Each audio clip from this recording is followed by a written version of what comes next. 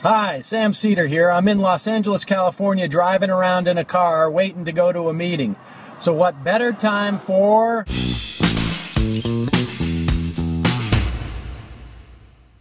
Okay, you know the drill. I randomly listen to 60 seconds of Rush Limbaugh, and then I respond to him in 90 seconds. I have my my stopwatch here and turning on the radio. News on the hour, on the half, and when it breaks. Oops. Okay, let's try that again. And if he can win against a guy like Feingold, a lot of these other close elections are in play as well.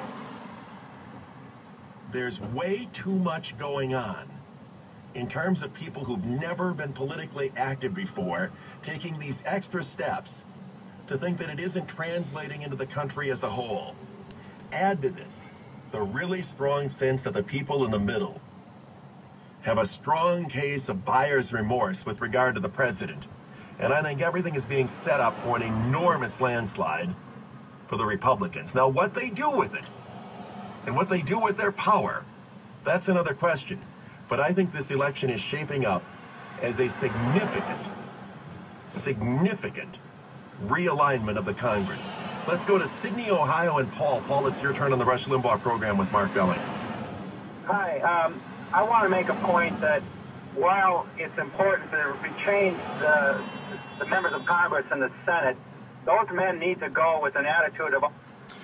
Okay, so it's Mark Billingsley sitting in for Rush, and he's basically saying that he thinks that there's going to be a massive realignment in this election because the Republican Party, the Republican base is really fired up. That's fairly typical of a midterm election.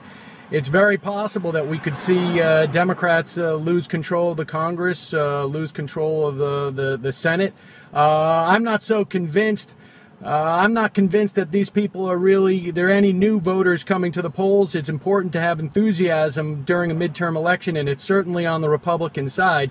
But that doesn't mean that the Democrats aren't going to vote, because frankly, I think we've all seen what happens when Republicans control Congress. They created a huge financial meltdown, and even before the meltdown, they had created growth for corporations, but wages were stagnant over 8 years. They started 2 wars they couldn't finish, and on top of that, they deregulated everything to the point where we can't eat our eggs, we can't eat spinach, we can't eat beef, because they destroyed our regulatory infrastructure.